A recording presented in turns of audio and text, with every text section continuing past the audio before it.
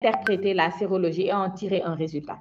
L'infection est confirmée, c'est-à-dire dans les cas où l'examen direct n'est pas, le diagnostic direct n'est pas disponible. Dans ce cas, on va se rabattre sur la sérologie.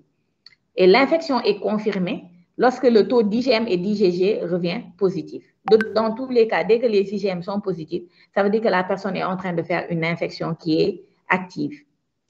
Maintenant, lorsque l'IgM est négatif et que l'IgG est positif et que sur plusieurs titrages successifs, on tombe sur une augmentation progressive de ce taux d'IgG, ça correspond également à une infection qui est confirmée.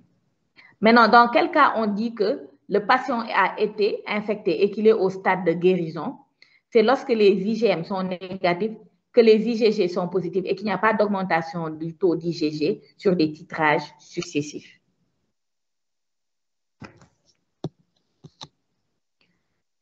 Il y a également des bilans d'orientation. Ça, c'est plus pour voir en fait les complications sur d'autres organes.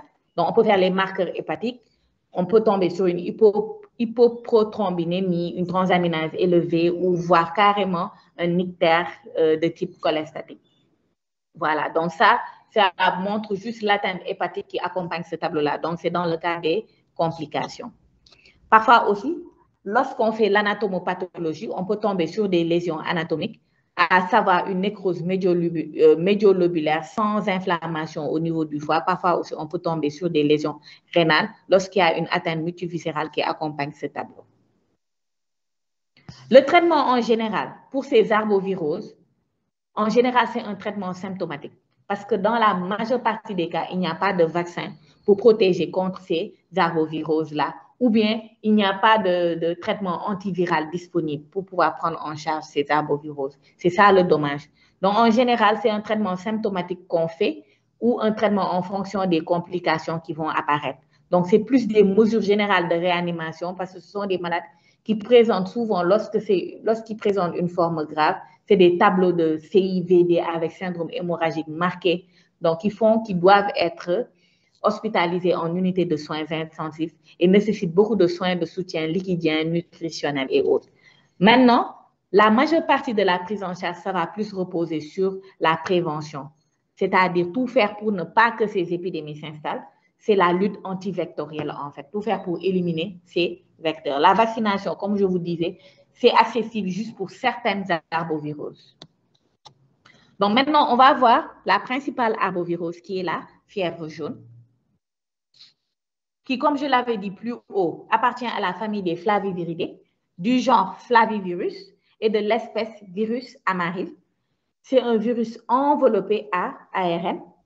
Et comme propriété physico-chimique de ce virus, il est sensible à l'alcool à 70 degrés Celsius, à l'eau de Javel 10%, au pH acide et basique et à la chaleur de 30 à 56 degrés Celsius.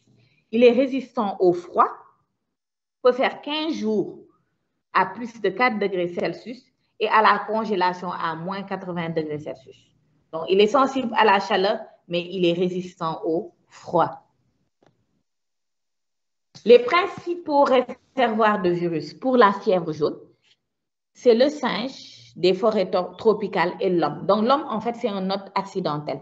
Mais en général, c'est le singe qui est le principal réservoir de virus pour le virus amaril.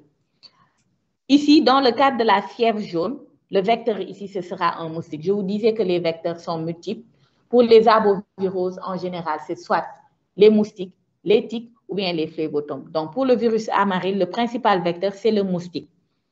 On a deux types. On a l'Aedes africanus qui est rencontré dans la zone de brousse et l'Aedes aegypti qu'on rencontre dans les zones urbaines. Et la transmission transovarienne est possible chez l'homme.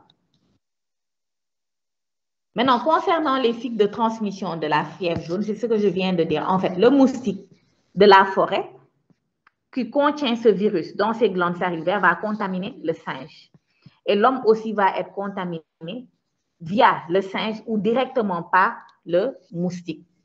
Donc, pour la brousse, c'est Aedes africanus et Aedes aegypti pour la zone urbaine. Donc, c'est encore représenté la même chose sur cette image-là.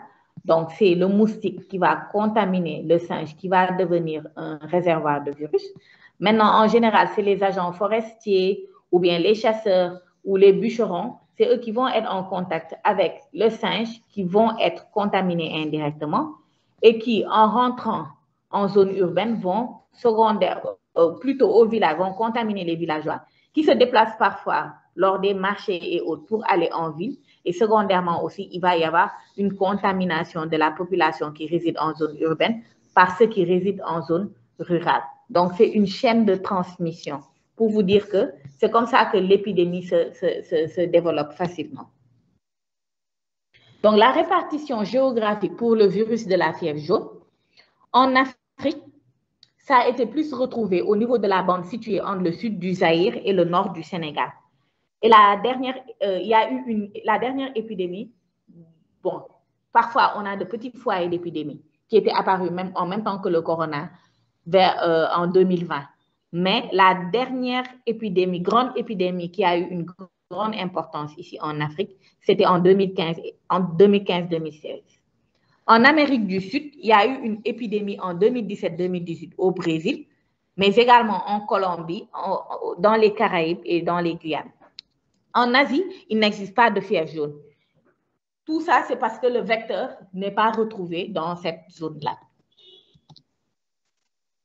Donc là, c'est juste une carte pour montrer en 2001 les zones géographiques où la fièvre jaune avait fait des épidémies. Vous voyez ici au Brésil et vous voyez toute cette bande-là, comme on vous l'a dit, au niveau du Zaïre, qui traverse la zone subsaharienne et qui prend un peu le centre. Comment se manifeste cliniquement la fièvre jaune? Vous avez 3 phases. Il y a d'abord une phase qu'on appelle phase rouge qui correspond à la période d'infection. En général, elle dure 3 à 4 jours et les signes sont non spécifiques durant cette phase d'infection.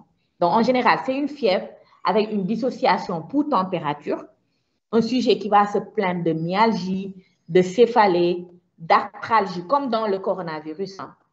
Mais à côté, vous avez un tableau digestif qui accompagne ce tableau à titre de nausées, vomissements.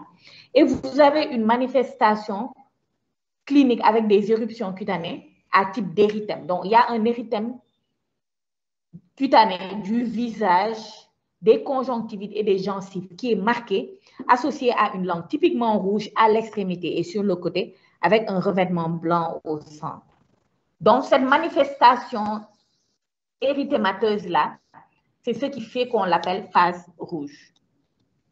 Après cette phase rouge, il y a un petit intervalle de temps libre qu'on appelle la phase de rémission qui dure environ 48 heures où on va noter une réduction de la fièvre et des symptômes dont je vous ai parlé plus haut. Et dans 75% des cas, l'immunité de la personne se met en jeu et ces personnes se rétablissent à ce stade.